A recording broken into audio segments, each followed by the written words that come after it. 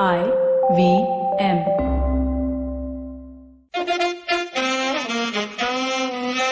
कृपया ध्यान दीजिए, the language used on the podcast may not be fit for consumption. We warn you, tread carefully. But listen yaar, don't be so conservative. Okay, Cyrus says, and I have to whisper this entire episode before I believe my lovely guests are going to come and appear and take over and make the show worthwhile for people. I have to whisper because my son is doing some Canadian entrance exam. Yes, that's right. South Bombay boy doesn't want to be educated here. Why? Nobody knows. The vaccine is available in Canada, closer to the college.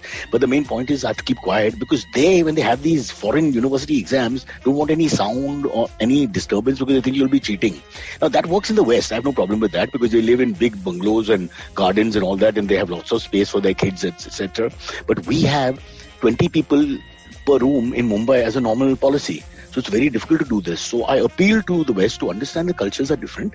And when you send your stuff to us to do, you have to translate it locally. It doesn't work. Please understand. Like for you, spitting is a bad thing. For us, spitting is time pass. Please understand all this.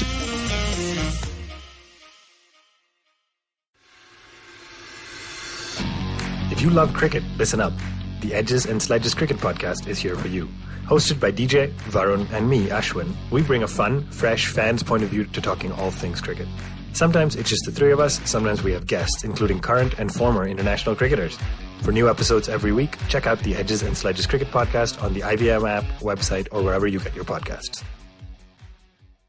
It's called Cyrus Says, Let's Meet Our Guests. And today, I've got people who are doing wonderful work. Well, I hope they're still doing wonderful work, but they have started doing it. First, let me call on Shantanu, who's written the book. Shantanu, where's the book? Show us the book.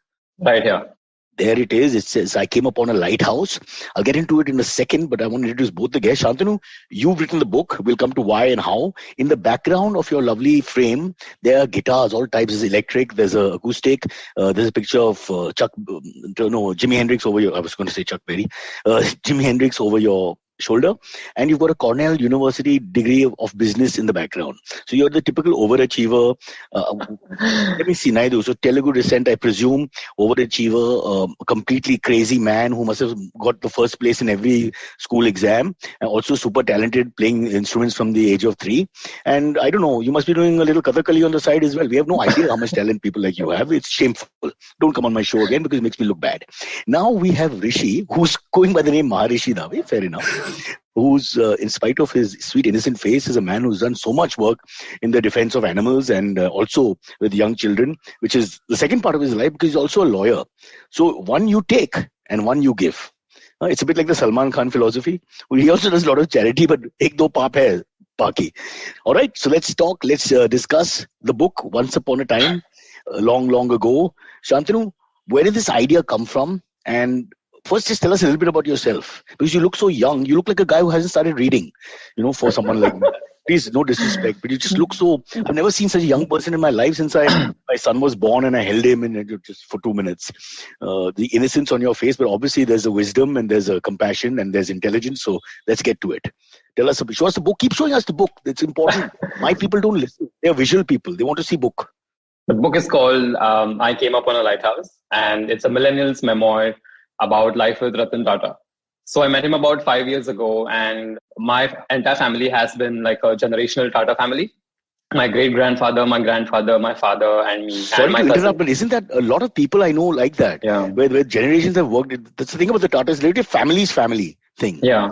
Sorry, I think go it's the company culture that sort of binds together and has people carry it on through their family. Yeah. And I was one of those. Yeah. We weren't very well-known executives or anything like chota mota engineer here and there. No, we've never met the Tatas before this. Right. So once I started this animal welfare initiative called Motor Paws, which is because you're visual. Yeah. We made these reflective collars. Yes. Out of denim pants. We cut the denim pants. We While stitched the on person is still wearing the pants. Fortunately, not all those 3-4 denims we have in our wardrobes that we think will fit into, but that's never going to happen. You're talking about weight problems, Mr. Naidu, and will you please stand up and show the audience what is it, a 28-inch waist? My God, actually. That's awful. That's like satire. This is good satire. You're looking at a chubby guy talking to you, an old man, and you're telling me about your problems with health and waistline. My God. Sorry, let's not interrupt your flow. Back to you. So we used to cut up and we used to stitch all these collars, and we collared a lot of dogs in Pune to begin with. We were all students. We didn't have a lot of cash, which is where the denim idea came in, because we wanted to save money. And Mr. Tata eventually took note of it, and he called us to his office, and he said, "You are all young students. I don't want you to keep digging into your own pockets, so let me help you with this." Wow. And he made the primary investment. And one point for the Parsi community, as usual, always ready for philanthropy and helping others, especially animals. Go on. I think that's where the friendship sort of began, an informal relationship began, where we started exchanging emails and we started following up on each other. And my mother, she used to tell me that you have been unknowingly enlisted in this little piece of history because you've actually met a Tata and now you're becoming friends with him. So she used to give me all these little red notebooks to come back home and write down what happened and how exactly it happened. Just for the sake of posterity and just so people in the future know. The idea of a book was not there. And then one notebook turned to two notebooks, turned to 3, 4, 5 notebooks. And then eventually, as I started getting more visibility when I started working with Mr. Tata. So you worked with him hands-on. You worked with him like together. You got to meet him and interact and all that. Yeah. So my daily life, I spend with him. I am his executive assistant. Wow. And I manage the startups and the philanthropy side of it. Whatever you do, just as a side note, don't mention my name, because my first name is Cyrus. Just as a side note. Let's move on. Incidentally, we were watching the news a couple of months ago, and your show did come on, and he remembered you. So. Oh my God. I'm the Cyrus he likes then. So after a point, all the millennials who really revere him as an icon, there's like the boomer community who really industry like treats him as a big doyen industrialist, which is true. I think it's not just the younger generation. The Tata name and his name is across generations. Yeah, exactly. I just want to include myself because you're pushing us to the side, boomer and this and that. Rishi, you should also say something. You're in between him and me. No, you're 1 or 2 years younger than me. The Gen Z and millennials, I used to get 1,000 messages saying that you're so lucky, we would do anything, we would kill to be in your position, learn from him, etc. And at that point, I realized that maybe keeping the privilege of knowing Mr. Tata to myself is a little bit selfish. So because I had all these notebooks that were filled already, I decided to share those perspectives with the world, share him in a different light, because people have always talked about his business milestones and his legacy, which is pretty strong. But this particular side, nobody knows, and it would really be sad if I was the only person who took it to my grave. And all these millennials just yearning. And I initially took it as flattery, people saying that I want to be in your shoes. But eventually I realized that's actually true. That's a true, authentic request where they really want to know about him. Right. So that's when I started to think about putting it in a book and giving it to everyone out there. Okay, before you get into the animal aspect of it all, let me just get Rishi in, because he's sitting there doing nothing for 7 minutes. And Indian men, when you leave them alone for 7 or 8 minutes, what happens. I'm a little worried about that. Let's put him back in. So Rishi, what's the connection with Shantanu? Is it through the Tatas? Because let's quickly mention that you are Sparsh. Yes. You guys have been doing, firstly, your WSD, Welfare of Stray Dogs. Yes. The greatest organization in the world, bar none, as far as I'm concerned. And so you started with helping with being a lawyer, firstly, and doing, people should know, because everyone says they have no time, Rishi. This is what irritates me. Mere paas time nahi hai, kaam both hai, all that. And then you two guys who are doing full-time jobs and, you go beyond the pale and do it. So I think people should know that there's no such thing as no time. You just, if you're passionate, you do things. In between, Shantanu will play the guitar anytime it becomes too serious. He's promised. I've got a request line. People are watching. If there's a song you want to hear from the 60s or 70s, he's ready to play it. So Rishi, sorry, let's get right into the fact that what is the connection then with you two? So I'll just tell you a short part of the journey. So because my question is so long, we have no time. So you know me from the days of the Welfare of Stray Dogs. Correct. So that's where I kind of got onto the field and started treating stray dogs. Classically, I used to come to meet your dog, Princess, who you had kind of... In the building. Yeah, in the building. I am a lawyer and I have a law firm of my own. But would you want us to talk about your law firm for 2 minutes so business booms? No. You know that nobody's listening, so it would be a waste of your time. Go on. Yeah. So what you told, Cyrus, it's all about priorities, right? In a sense, I was lucky to have Parsi partners in my law firm who used to get me out of a meeting and say, well, let's go and see a cow, it looks injured. The government will thank you. Huh? This government will thank you. That is a wonderful segue. We may get government sponsorship at this rate. Yeah. So after that, kind of, we've continued with Sparsh, and Sparsh is into both your animal welfare and human welfare. We work with a lot of tribal kids, education, nutrition, etc. But animal welfare is, of course, the closest to my heart. Now, there is an irony. I've got allergic to dog fur. So doing all the animal welfares, I can't be with dogs. But the story which got me to the Tatas is a dog called Julie, who had littered in the fountain area, and her pups were abandoned. And I got to kind of rescue them. And imagine who gave them the final shelter. It was the Tatas. So somebody took me to the Tatas and they said, all right, you've done a good job. Here is a space for all the kids with the mom. Mom's name is Julie. And they were looked after forever. And I think Shantanu knows me because of that episode. Because And legend has it, Shantanu, Rishi, both, that Ratan Tata and the Tata family, once the dogs are inside their compound or looked after them, they're untouchables, literally. Yeah, that's actually true. Yeah. And that whether you're a dog lover or not, you better be careful. You do not vent or spew or ask the dog to be removed or anything like that. Yeah, so my office was right across Bombay House, and I've seen that because all the foreign delegates will come and the dog will not move. The dog will be on the red carpet and everybody's moving around them. And that's something that was amazing. I wish Tatas built their own country. I mean, they built their own city in Jamshedpur, but this sounds like paradise to me, a perfect place. Human beings have to go by the wayside and the animals have right of way. Dreams, I say. Yeah, sorry. So the connection between you two, you were Bombay House, opposite Bombay House, and? Julie and the pups were given a place at VT, which is a building which belongs to the Tatas. And once the pup became a little big, they were carried to Mr. Ratan Tata's office, where Shantanu, Denise, Dilnaz... Where they work in sales and marketing even till today. No, sorry, go on. And I used to visit them. And I think when Shantanu wrote this book, he was searching for an animal NGO, animal welfare NGO, which he can donate the proceeds to. And I was lucky enough to kind of get that opportunity. No, but so did you all know each other on a first name basis, or you just, because of the search to find someone and marry it with the book kind of thing, you all met? I thought you guys knew each other as well. Rishi's organization Sparsh has a bird shelter also, which is very close by. Right. And whenever one of Rishi's volunteers used to rescue... 1 second, Shantanu, because I've got a lot of vulgar people listening. By birds, it's not like ladies. Birds means actual fleshy, feathery birdies. Yeah, the ones that fly. Yeah. Yes, that's correct. So whenever one of his volunteers used to rescue a bird or a snake even, or all these different kinds of exotic creatures who used to be in trouble, they used to bring it to Mr. Tata's office first and sort of show us, because all of the Parsi ladies at the office are very avid animal lovers themselves, and they would always be curious about what's the story behind this rescue. So before they were let out into the world again, they would always bring. So I knew of Rishi, and then this one time that he's talking about these puppy adoptions that happened through the office were with the help of Rishi, and I knew of him, but through these interactions I sort of got to know him more. But I knew that he was sort of an up-and-coming organization, which is a very different animal welfare organization as compared to the big, gigantic organizations who have a lot of visibility, marketing, and brand ambassadors to raise funds for them. So this was like the perfect fit, an up-and-coming, struggling organization who's doing great work. And that's why I chose for Rishi. This is layered compassion. You're able to see which agency or NGO needs your help, in a sense also, rather than just go to PETA or something like that. Fair enough. Yeah. Well, not that PETA's bad, they're great leaders of the revolution.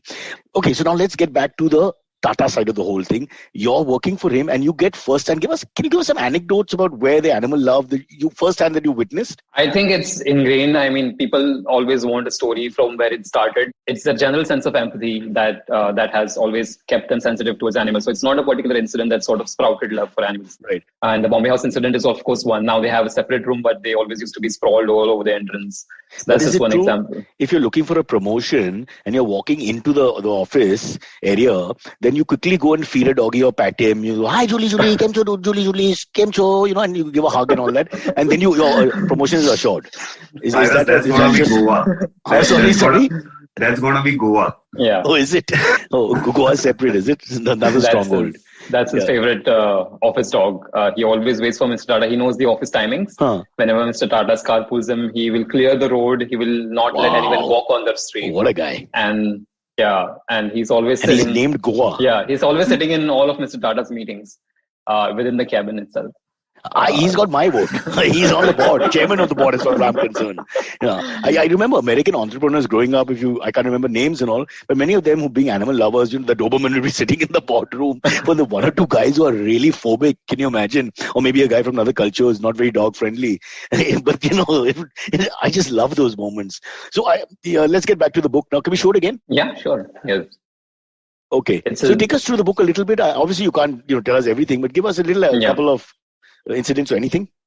It starts with the fact how we met because of these collars and because of the dogs, which is why I decided to bring it full circle. The proceeds should go back into animal welfare because this was never a professional milestone or career milestone to make money. And these are all anecdotes about my time with him, both in a professional. So would you write that down in a diary format, like a blog sort of? Yes. And then it was a hard copy. Okay. And then you went and you sort of generated the whole thing together. Yeah. Okay. Yeah. And it's all anecdotes about friendships and different sides of him, like this witty, friendly side and how he disarms people completely, even when they're tense. When you enter a room with Mr. Tata, people think, what can I possibly say that can be of value in this particular meeting, which was me to begin with. But when he starts talking, he's such a disarming a person who has a great sense of camaraderie. It's very overwhelming how much of a friend he can be in an instant. So that the book is filled with anecdotes about that. Really? Yeah. Did I tell you my Sam Manekshaw, the great field marshal story? No. Do you know who he was, Shantanu? I think greatest military commander, 71 war, etc., etc. They called him Sam Manekshaw Bahadur. He was the first field marshal. Anyway, he came to my building when I was a young boy, and my dog Figaro Beagle and my dad and me were downstairs playing. And my dad saw him, and amongst the Parsis especially, he was such a super celebrity like Ratan Tata that everybody wants to go and whatever. So very nicely he went up to him. My dad was quite tall, and Mr. Manekshaw wasn't that tall. He went up to him and told him in Gujarati that Nallo meaning, young one wants to meet you. And because we heard so much about you, he just wants to say hi. I, of course, didn't know anything, but I came and stood there. So he looks at me and he looks at my dad and says, Teni naam such hai? What's his name?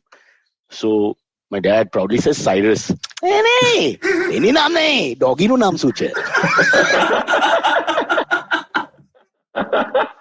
And I loved him even more. I was like, this man after my heart, destroyed Pakistan, pushed everybody back, but dog came first. I love these stories. And I think Ratan Tata is cut from the same cloth. You got that, millions of dollars floating in his head, great, investments here and there, and, all these books to balance, etc., and deal with so many people, crises every 5 minutes. Yeah. But, take a break because Goa has come. Yeah. It's got to have a minute with him. So, I don't know. I really believe people, what do you think? Connection with animals helps a lot in sort of therapeutic ways for yourself? Definitely, because in Mr. Tata's words, it's this one-sided, complete gush of unconditional love that it's not based on any reason. It's always available and they're always there for you. And that sort of it's pretty overwhelming. I told Rishi, marriage is a failed concept. Once you keep a dog or even a cat or even a bajrigar, the wife or the husband cannot match up to those values. There's no point. But honestly, then you need the wife's clinic to do the show, right? See, that's why you're a Gujarati Manas. And you have the ability to think ahead. Now, we would have stopped. But you've kept marriage for logistical reasons. And I respect you. Acha, bossy, sorry? Yeah. I'm here to get married, so I don't want to kill my chances by... No. You play the guitar for us for 1 minute now. Because I want to ask Rishi a little bit about what he's doing. He's got a huge project outside Vapi somewhere, and I want to quickly get that in. Can we hear a couple of notes before we do that? No, that's absolutely not happening. I'm a very bad amateur player. That's not How much is that doggy in the window? It's a famous 60s song. I'll sing it for you. Absolutely not. You cannot be an amateur player. You've got an electric guitar. That costs a hell of a lot of money. With that comes 3 other instruments, electronic gadgets. So, that kind of investment is not made in an educated family for a guy who can't play the guitar. So do not lie to me. Tell me you don't want to play. I'll accept it because you're here. We're celebrating you and what you've done. Let's go to Rishi first. Rishi, so of course, all this people always criticize us for being animal lovers. What do you do for humans? But I think you're one of those guys whose compassion is not bound by I love animals and not humans, or I love humans and not animals, and all that selective compassion. You have a real strong connect with kids as well. Yeah, so the idea is that unfortunately there is a lot of conflict, human-animal conflict, which always is very hard on the animals because humans always get their way through. So I always work towards with a lot of kids because that's the generation that you can create compassion in. You can make them realize that, all right, they are very important to us. And believe me, so when I go to the villages, I always tell this. So you have this small kid lying in a bad mud pool, pulling a dog's tail, and he's so happy, and the dog is also not worried. And if you see that in Bombay, you'll have like 15 ayahs running for saving the kid. Or in my house, saving the dog, but yeah, whatever. Manik Shah no ghar and Brocha no ghar and Tata no ghar. So we work with a lot of kids all around the tribal areas. And we have also done a lot of digitalization of the village schools and so on and so forth. We have a Sunday meal program. And Sparsh is, like you said, we balance the animal welfare and the human welfare. And what Shantanu just mentioned, so the rescues are actually done by my mentors, the Pradeep D'Souza's and the Surya. Yeah, let's give a shout to both of them quickly. Yeah, they are the real superheroes. Like anybody who is in this city and doesn't know about their work they are running NGOs. Mobile NGOs. Yeah, and to keep it simple, they will never be seen anywhere.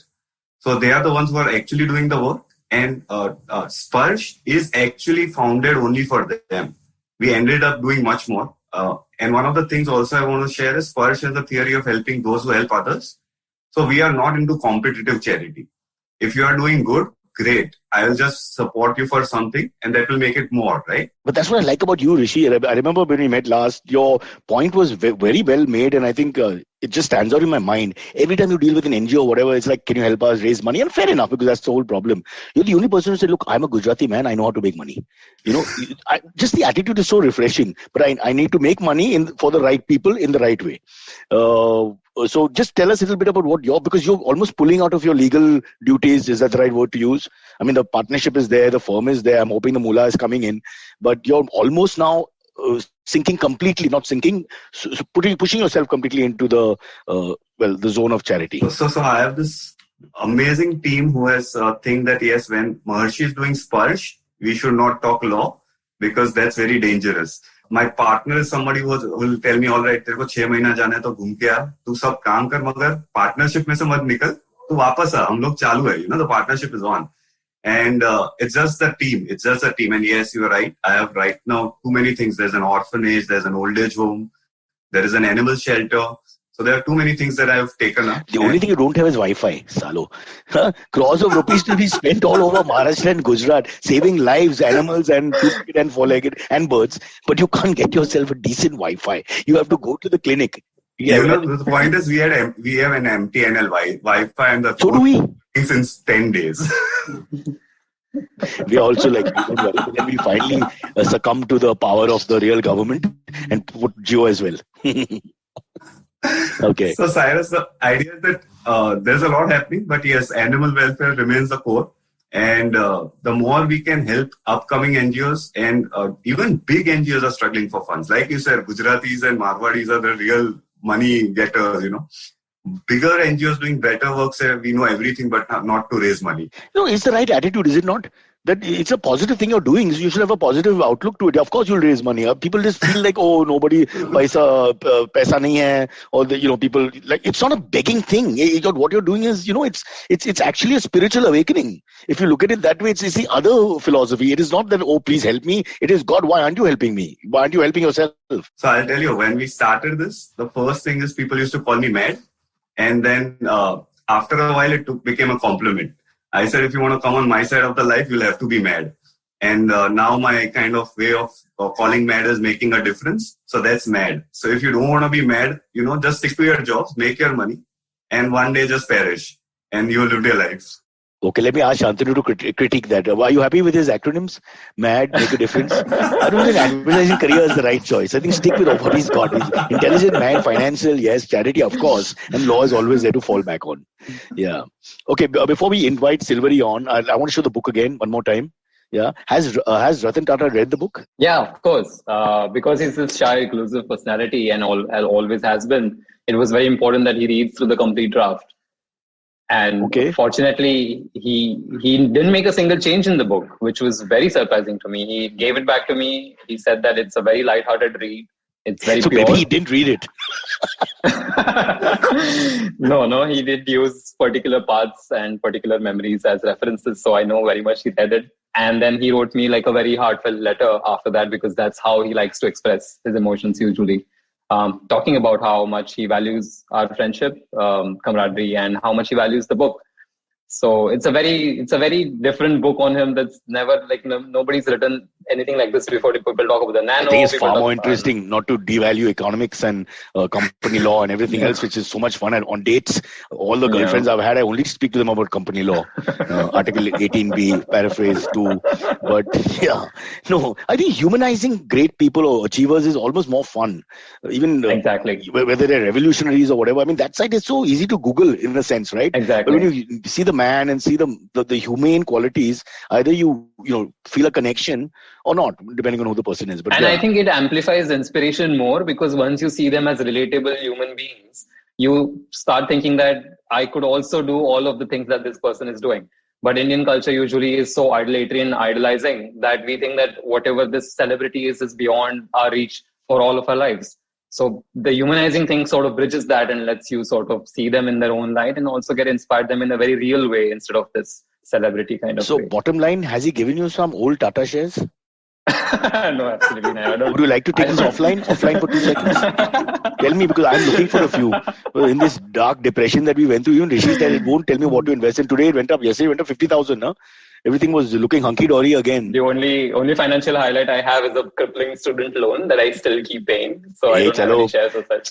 Piche hai na, degree of business from Cornell. Don't lie to me. That's exactly what cost me the handcuff of the student loan. Yeah. So, yeah. Abhi ye dikhana padega kuch. You're working in Tata, you're taken care of for life. And now, I mean, at this young age, you're on first name basis. Well, when I say first name, I'm hoping you don't say Ratan, but you know what I mean. Listen, guys, you've been great. It's fantastic. Sadly, we have a time limit, so now we have to call in Silvery. The second part, there's AMA questions coming. There may be subjects that none of us are interested in. So please keep cool. Shantanu, you keep the guitar handy for any pressure or anything that happens. But first, we'll take a quick break and then we'll come back. Hello, everybody. Welcome to another week on the IVM Podcast Network. If you haven't been following us on social media, please do. We're IVM Podcast on Twitter, Facebook, and Instagram. I'd like to thank the sponsors on the network this week, Storytel and The Whole Truth Foods. Thank you for supporting us. So a great bunch of episodes this week. First, let me tell you about The Note with Mahrukh Inayat. It was featuring Asaduddin Owaisi. She spoke to the AIMIM leader to understand what the Indian Muslim voter wants and how his party is any different from the BJP. On Advertising is Dead, Varun spoke with Malika Sadani. Malika is the founder and CEO of the Moms Company. They discussed the science of motherhood.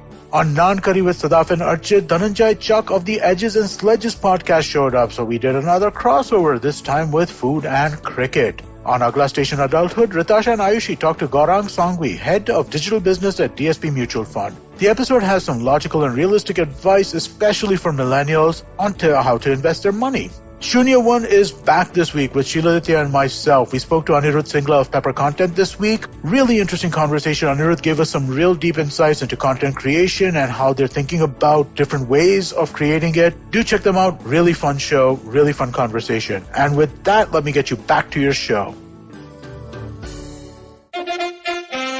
Follow me at Instagram and Twitter on Bored Brocha. I'm so bored, I need your help. I need your love. I need your touch. Okay, just follow me.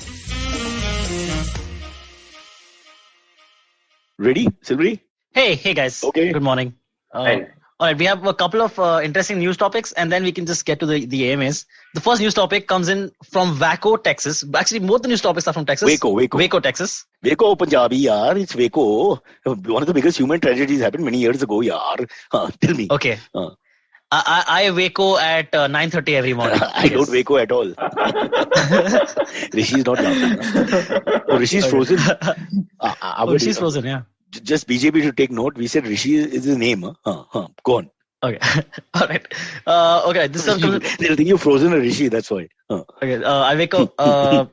So Waco, Texas. There was a family at 2 a.m. in the morning. Their house caught on fire. Okay, but all of them had COVID, so they couldn't smell it. But one family member who didn't have COVID smelled it and then got everyone else out of the house. Basically, the entire family could have died had the house caught on fire and they couldn't have smelled it. But one teenager, 17-year-old girl. Is this true? A lot of people say that one of the symptoms is that you lose a sense of smell. The statistic is that 86% of people with mild symptoms end up losing their sense of taste and smell. So this was bound to happen at some point, right? So eventually, this would have happened somewhere in the world for sure, where someone's house caught on fire and they couldn't. Let's ask the young man. He's flabbergasted. They could have Yeah, all. I think I've seen the loss of taste and smell more in young people actually, with no other symptoms. But it's very mysterious. No, you're mistaken. Young people have no taste and no class, and hence no smell. Also, you can attribute to them. Yeah, we get what you're saying. Rishi, what's going on? What is she handling? Why are you smiling so much? What's going on in the background? This is not that kind of show. You're getting yourself sanitized, and where? Yeah. How dirty is your laptop? My God, really? We talk about tragedy here. Fire destroying people. Okay, Rishi is back, Shantanu is back, so we can keep going. Silvery, any other thing? Any other topic quickly? Yep, sure. This one is also very interesting. Comes in from Dallas, Texas. Is it Dallas? Who cares? Just say Texas. Yeah, comes from Dallas, Texas. A US man, paid 55 lakhs to increase his height Oh yeah, I read about that one. via surgery. Oh, he just wear heels. $25. Can you guess how much he would have increased his height? I'll let you guess this. Quarter inch. Like by how much do you think? Quarter inch. Okay. Yeah, Okay. me. 2 inches. Rishi? Okay, fair. Shantanu, 2 Okay, inches. Shantanu says 2 inches. Rishi, what do you Rishi? think he would have increased his height by? About an So inch. we're all conservative here. Huh? Okay, Shantanu is right. Shantanu is right. This guy was already 5'11". He increased height to 6'1". Alright, what's the point? You're already so tall. I know why. 2 inches. Because girls in their Tinder bios these days have if you're not 6 above feet and 6 over, feet. don't even bother Hey, messaging. beta, at your age, what are you doing on Tinder? Shantanu. What the hell? What's happened to this generation? I'm not on Tinder and I'm 28. But then how do you know all this? I'm 28. But how do you know all this? Oh, come on. No, Rishi should be- he's been telling people his height is 6+. I think Rishi went on Tinder in between the show. Twice he just logged off, went on Tinder and came back. He had a good idea. Why can't you just lie? On Tinder, I'm saying you just lie. What's the problem? I mean, everybody lies. You have to meet them eventually. I think you have to meet them eventually. You have low self-esteem. You don't expect anyone to ever meet you. So at least in your dreams, you put up a data there and a biodata which makes you sound like, I am this super achiever. Also, if you're 5'11", you can easily lie and say, I'm 6 feet. Nobody's going to... Sairus Saukar, my esteemed colleague. So he always said he was 6'3". And once we did a bakra on him, where we had this guy with a Canadian accent call him for a movie. And in that, the questions were, will you please send your height, weight and all that. And the accurate thing, because it's very important for the choosing of the cast. So he then sent 6'2". So I had that with me. So then I was very angry. I said, Baba, you said 6'3", now you're 6'2", and I'm too short to notice the difference. Somebody is far above me. So everybody does that. I think everyone, Arnold Schwarzenegger is not really 6'2", but always says 6'2", but he apparently was about 1.5 inches less than that in actuality. So, Silvery, how much are you? I am 5'10". I increased by 3 inches. No. Okay. I'll take 6. I paid the doctor 60 lakhs. I'll take exactly round figure 6. Yeah. I went to a vet, much cheaper. Everything is done through the anus. That's the only thing. That's the problem with the medication. But isn't this a cool thing though? Like a cool discovery that you can actually increase your height if you want to. Is that real? Yeah, it's very real. Yeah. This is actually real, and this is one process to do it. They increase the length of the femur. It's called the femur lengthening. Another way to do it is something called like there's one more part that you can lengthen, which can increase your height to like 3 inches or 4 inches. No. That's called a patla. We do it in cinema. You stand on the patla and you're higher. Most short actors are used to that. They have to carry the patla with them wherever they go. Director shot ready hai? Ready hai. Patla dalo. I think this will become a thing very soon because anyways in Korea and stuff, they put all these stuff in their shoes to appear tall. Slightly racist. Yeah. Slightly. We have lots of Korean MNCs here. I would like their benefactory nature towards us. But the problem is the pricing. Very expensive. It's like baldness or whatever. The cure is there. If the cure is there. If the pricing is ridiculous, then who can avail of this so-called 1 inch, 2 inches? Imagine going to your father and saying, give me 60 lakhs. I want to go to 5'10". He'll be like, get lost. Yeah. After the beating, he'll be 5'7". Exactly. Yeah. Very true. So this guy said I had to convince my family and all, but once they realized that it's safe, they were fine with it. But again, that's too expensive a process for sure. Agreed. Anyway, okay. There's another thing I want to increase. Is there a way to do that? Why are you laughing? How cynical can you be, Just youngsters? hair. Talking about hair, right? Hair. Of course, hair. तूने क्या सोचा Gabbar? Alright. Okay, let's move on. Next one. Should we Yeah. get to the AMAs? Yeah. Yeah. AMAs. All right. AMAs. First one comes in from Karan Sethi. He asks Cyrus, with Liverpool losing yet again, which team is your pick for the Premier League title now? I haven't slept, okay? My boy went mad from 2 o'clock, crying and screaming and kicking furniture. My mother has not slept. We've had a terrible morning. You don't understand. Please call up that Jurgen Klopp and talk to him.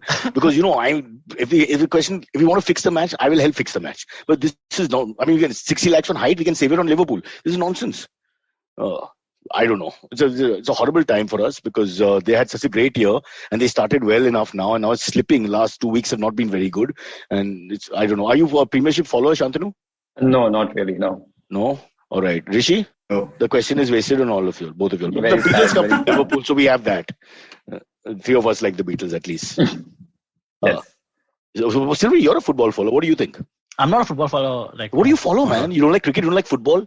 You don't want to increase your length? What the hell do you do? I follow my favorite comedians. Comedy is not a sport. Comedy is a jail term. Yeah, Ask Munawar. Oh boy. That's true. Is he still in jail? Yeah, Munawar is still in jail. Very sad. Yes. Okay, this is episode number 22 17. days Yeah, 20? How Yeah. much? How many days? 22 days now. It's 22nd. That's Since not the funny. first, no? You guys know the story, no? Crazy. Munawar Farooqi, the comedian Yeah. who was in Madhya Pradesh jail for some jokes on the internet, not the ones that he was trying to do in the show, by the way. Anyway, if on the internet, if you want to catch people, just look at the kind of explicit crap that's on it.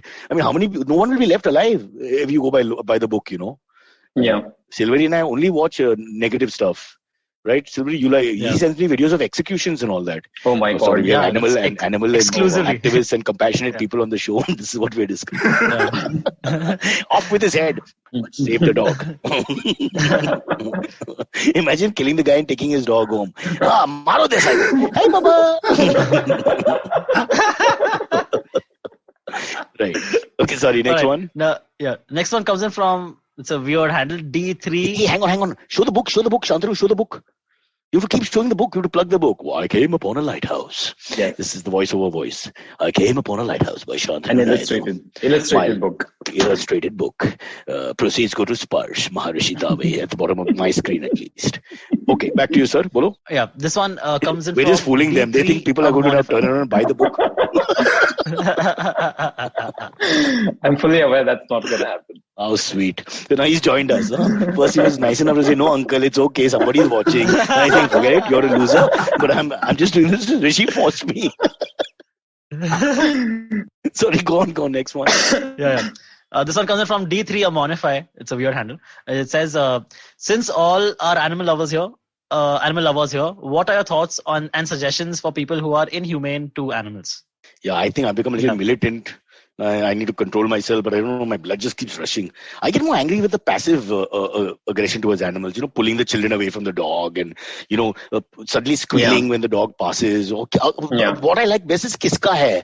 Like kiska hai, what does that even mean? I say kiska hai because I don't know how to answer that. God ka hai, Bhagwan ka, hum sab Bhagwan ka. I say things like that. I think the answer to that is in what Rishi already said. Instead of educating the parents that keep pulling the kid away, it's preparing the kids for the future so that they don't keep doing this. And it's remarkable what kind of effects you can have. You just go to schools, talk to the students, and they will go home and have an argument with their parents and say that, no, I don't want to stone the dog, or I don't want to. Hey, Rishi, quickly tell us that anecdote from Vapi with the tribal kids who used to kill the kabutar. Yeah. So they use this kainchi or gulel, the rubber that they call, to kill the birds, because that's something that traditionally they have been doing since years. And when I was meeting them, it just struck me that it's impossible to save so many birds by making a bird shelter, because each kid literally kills a couple of birds every day. So now we are actually making a video which is going to spread awareness. And I've had a lot of one-to-one meetings. And it really works, Cyrus. The point is, I just asked them a simple question. I said, your parents have gone to work and they don't come in the evening. What happens to you? And they get thinking over it. And I said, that bird you killed, maybe somebody's mom. And believe me, so they just come and give me the kainchi and say that in Gujarati they said that maru koine. So it's almost touching their heart with the right thought, and it works. It's like getting a terrorist to lay down his arms, literally, to reform. But I suppose we try with the kids. But I think I'm just so cynical because over the years, it's like racism for me. You know, when you look at a dog's size or a cat or whatever, and you decide that and people, they touch the cow with reverence, but with fear. You want to touch the cow. Don't go like quickly touch him from the back and scare the cow unnecessarily with your nervous touch. But cows have actually become tickets to heaven. In a sense, you just take some grass and give the cow and all of us. And your karma is done. And I'm like, the cow was tied at a signal for 8 hours. It was like tortured because you wanted to feed it grass. And the sun. And it's a horrible business. And just to add one thing, when I was in WSD, somebody had asked me that you're a dog lover. So why do you, why don't you just take all the dogs away? They always say this. Yeah. This is something very amazing, you know. Ye kutta acha lagta hai to ghar pe leke jao. So, you know, so the thing is, I had told this, that we sterilize dogs or we spay them so that their population reduces. Even if you hate it, you do the same thing, right? You don't want dogs. So pick them up and get them all neutered so that population doesn't increase. So if you love them or you hate them. So why should you hate anything? I mean, they are hating themselves also. So yeah, that's what this hatred is, a psychological base to it. Makes no sense. It's literally like prejudice, like racism. You can't just hate people because they look different or walk different. I mean, if that is the reason, I hate everyone. I slightly do, but Cyrus, I kind of get calls saying, "Can you take all the dogs? Bahut bhok rahe." Yeah. That also, yeah. Societies are you're DJ Rishi. I'll cut the sound. Dog, stoop, dog. Sorry, Rishi. Just trying to impress Silvery and Shantanu, generation, which is, I have no idea who. Boys to Men, is there any? I don't know there must be a middle path between our generations. Some band, Pearl Jam. I don't know what to look at. Yeah. Anyway, sorry. Can we squeeze one more in? Yes, one more. Use the phrase. This one comes in from Fakhruddin H. Okay, that's my dad's pet name. Farouk is called Fakhruddin. For some reason, people think it's funny. Okay, so Fakhruddin has asked, "Hi Cyrus and everyone. There seems to be a big surge on all celebrities going to the Maldives. Nobody seems to be going to any other place except for the Maldives. I think the Maldives tourism department is paying these celebrities to come visit. Because again, why isn't anyone else going anywhere else? What are your thoughts on that?" No, but this is a practical point. No? They check you properly, they test you, and they release you, and they have not got cases, so they're carrying on making money. And why not? If you can figure out tourism, you can manage, and people are going. But I think by and large, all countries will want this test now for some time. Or you'll have to have a vaccine approved. What do you think, Rishi? You'll have to have a vaccine approved certificate or something when you travel? I may be going to Dubai in mid-Feb, so I'm also trying to figure out. Like I told you, I'm half of the time in tribal villages where the one house, don't need one hillock and the other is far away. So social distancing is never a problem. Right. Okay, and you're not traveling outside India. You want to first heal India before you move to even say Bangladesh. Shantanu, what do you think? You're a young boy. You will be traveling maybe for work with the Tatas or as a young man looking at the world. Yeah, my entire travel is with Mr. Tata. My own travel is not as much. But he is an octogenarian, so he's at very high risk. So we have stopped travel for now. We've been here for the longest time. We haven't really traveled. But doesn't he go at least to Alibag? I've seen him at the Alibag jetty in the old days. I know, but I think it's undergoing some work because after the recent storm, I think he did some work, but he's not gone yet. He went to Pune recently. I don't know if you read about it. He has a beautiful lake house within the Tata campus there. He takes the dogs and he spends 2-3 weeks, end of the year there. So he was there right now. I suppose a lot of people want to be one of Ratan Tata's dogs just to have a good life. Like, can I be your doggy? Just wear a mask, come there. Come Monty, come meet Mr. Tata. Oh shit! Nearly broke the TV again. Sorry guys. Yeah. All right. Silvery, one more. We do have time or we're done? I think we're done. I can squeeze in one more. Okay, quick. Are you guys cricket fans? Rishi and Shantanu? Yeah. No. Okay, so this one is for Rishi and Cyrus then. This one comes in from Harvesh Kasad. Hi, Arviz. It says, Cyrus, what is the scoreline for England-India Test series? I think England are a better batting side than Australia and have a better attack. Yeah, my worry is only one thing. They played two. They have the second test match with Sri Lanka is going on. So they have these two warm-up tests on similar wickets before going to Chennai for the first two tests, which is slightly similar batting conditions, maybe, in terms of clay, soil, etc. But so they have those two warm-ups, and we are coming from bouncy wickets without any warm-up, any first-class cricket, and with no 11 available. 32 of our injured soldiers after that epic thing. I mean, we're going to have to ask 4 local guys in Chennai who've come to watch the match. We'll be like, yeah, Mr. Murthy, are you free? Can you just come to third man? Because you can see that Mr. Bumrah's ham is gone completely. And yeah, so my worry is more that. But I think first test, India has to be careful. After that, I think we'll recover. But first test match, I think England will be warmed up. Their two spinners have performed really well, Bess and Leach. And I can tell from Shantanu's staggered expression, he's like, can we go back to dogs, please? Rishi, what do you think? India should, it's Indian conditions. You just beat Australia, and Australia really shouldn't have a problem, right? Yeah. I think right now, at least the morale is high and we should take it for like, Australia जाके जीत के आया तो इधर तो जीतना ही पड़ेगा. Sir, cricket is like life. It makes a mockery out of you. We now beat those guys on hard wickets, and now we struggle against spin on our own wickets. So I'm just warning you. Yeah. My own belief is that I love irony, and irony in the comedy of life is always the best thing. And how we beat them there, if they beat us here, I mean, but that's good. It's good for cricket, I guess. Then they all go to Maldives. Oh, England and India together, huh? And then we can sing Kumbaya. Kumbaya, my lord. Guitar, please. All right, guys, you've been wonderful. Can we see the book one last time? One last time, yes. That's Shantanu. He's just 28 years old, looks 16, but don't let the innocent looks belie the fact that he's a very hard-working, compassionate man who loves animals. And I think quite a visionary for such a young man. He put together the idea of Ratan Tata, his life with him, and the humane side of Ratan Tata. And he's tabled it for the posterity, for people to see what people leave behind, not just in terms of wealth, but in spiritual earnings, which of course I have none. Silvery, I hope one day you do have some. And I hope there's a doctor in US who for 60 lakhs can give us some spirituality. Because that used to be our thing, but now they're better. For how the world has changed. And Rishi, of course, Rishi, who is selflessly goes from, he's laughing and all that, but he spends, 20 days a month in some remote area trying to put things together, from build places, that permanent structures. You've got 2 big projects right now as we speak, right? Yeah. Yeah. All right. Okay. I'll tell Sonu Sood not to get involved with you because at the moment that's a little dangerous. But guys, listen, great stuff. Please go and buy the book. And if you have Tata shares, everything has gone up yesterday. So it's looking hunky-dory. I now have to go and wash the kitchen floor, which is my real duty at home. Thank you, Cyrus. Very kind of you. Bye-bye, everybody. Bye. Bye. Thanks. Bye, Shantanu. Thank you, guys. Okay, catch us on any of the podcasting apps, please. We beg you, we need you. Send us your questions on Twitter on Cyrus Says In, or you can email us, even if you're not female, on whatcyrussays@gmail.com.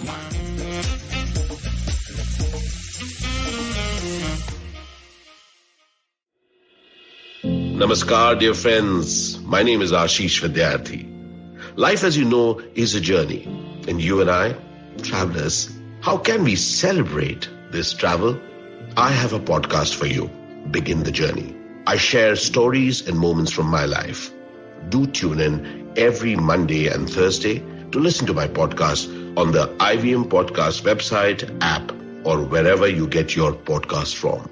Cheers. Do you wonder what goes inside the mind of an achiever? How do they manage to get back up on their feet in spite of their failures? Do they really do something different? You're absolutely right. Yes, they do.